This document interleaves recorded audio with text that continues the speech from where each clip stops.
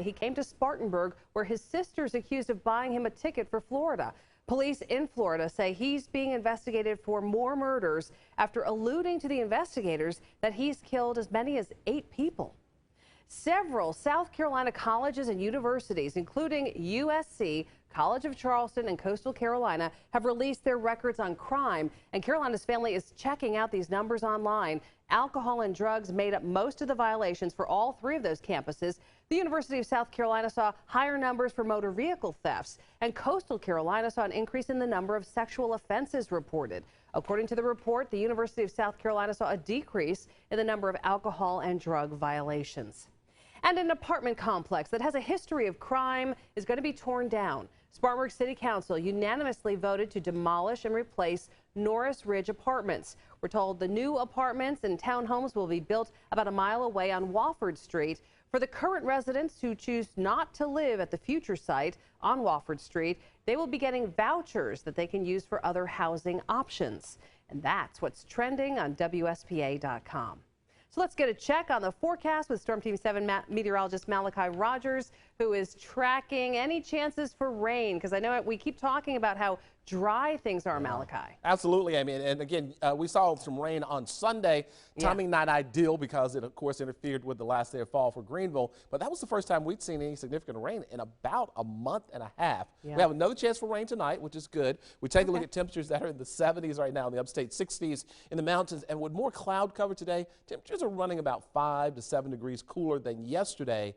But it's still a very pleasant fall afternoon. Here's a live look at the Biltmore Estate, Nashville. A few folks out there enjoying the evening, and we are tracking the rain as it's back to our west. All of this will try to work its way closer to us. We won't get a lot of this rain. Most of it passes to our south, but as that cold front pushes through tomorrow afternoon, that's going to be our best chance for rain in both the upstate and western North Carolina. The front clears out very quickly, and behind it, temperatures drop quite a bit. So tomorrow, the school and work day will be a very chilly one. So if you're making plans for the school day tomorrow, this is what you need to know. Morning temperatures in the 60s and 50s, our best chance of rain before noon. After that, we'll see a little sunshine, but temperatures struggle to get back to the low 70s in the upstate, and we stay in the 60s tomorrow in the mountains. Now, coming up in our 7-day forecast, we're going to talk about some very chilly overnight lows where we could actually see frost in the mountains by Thursday morning. We'll talk more about that coming up in a few minutes. Ooh, well, that'll start to make the leaves turn, won't it?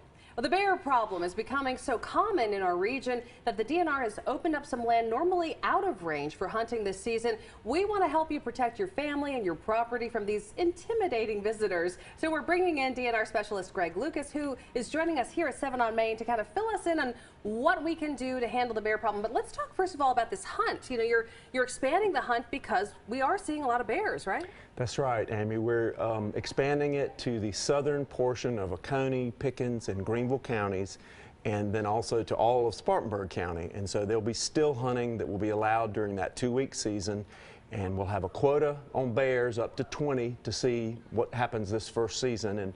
And if it hits that quota of 20, then the hunt will be called off.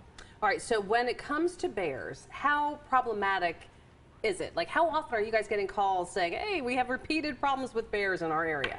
This summer, we had probably a record number of bear complaints from throughout the upstate, and it's because we have a very healthy bear population, and they're expanding their numbers and their range. So this expanded bear hunt is going to be to help possibly deal with some of those bear issues. So what kind of problems do you hear about? Like, what are bears doing to families in the Carolinas? It's mostly getting into their bird feeders. Okay. Also, we have dog food and trash that gets into, but our #1 complaint is that they will hit people's bird feeders to get after their bird seed, and it's essentially a free meal. So that's what the bears are after. So when it comes to keeping the bears away, the real key here is that they're coming to eat.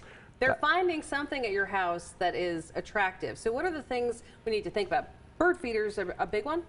Yes, for folks to take their bird feeders down, and that's not just for one night, as a lot of folks like to do, and then put them back up. Maybe to put them up for the season, maybe at least for several weeks until the bears move on. Because if the bears don't have anything to eat, they'll move on and head back. So like if the bear comes to your house one day, gets bird food, they'll keep coming back thinking they can get it again for a while, right? That's correct. And you got to make sure that your neighbors, you know, maybe you take your bird feeder down and your next door neighbor doesn't, so the bear's still going to be hanging around. So it's just we really emphasize taking that food source away, and the bears will go away. And what are some of the other issues? Obviously, trash cans, things like that. Trash cans, dog food, grills that are you know, left out and that have been recently grilled on. Anything. A bear has an amazing sense of smell, can smell things from miles away, and they'll head for that. So if you remove all those things, especially birdseed, but also dog food, grills, trash, don't leave trash outside.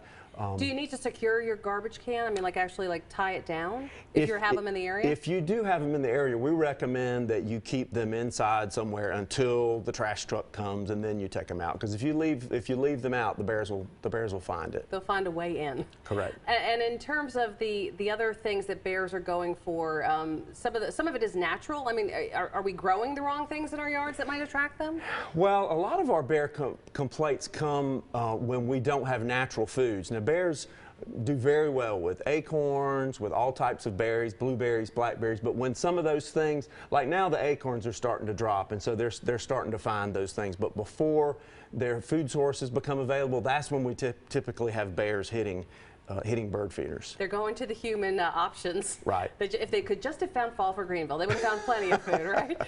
In terms of the strangest bear encounter you've heard about or had in the upstate over your years of working with this, what's your craziest story? It was not a personal encounter, but a series of pictures that someone showed me about. It was a very large bear, and apparently it liked coming to a particular bird feeder, and the bird feeder was removed, and the pictures were of the bear sitting there, like right beside, looking up at where the bird feeder used to be. Like waiting for it. Where's like, my food? Where is it? Yeah, it was just kind of funny. Oh my goodness. Well, listen, we appreciate you helping Carolina's family stay safe, and thank you so much for joining us here on 7 You're News. very welcome. My pleasure. All right. Well, we will be back. You're watching Carolina's Family at 4. My interview with Ty Pennington is coming up next. Stick around.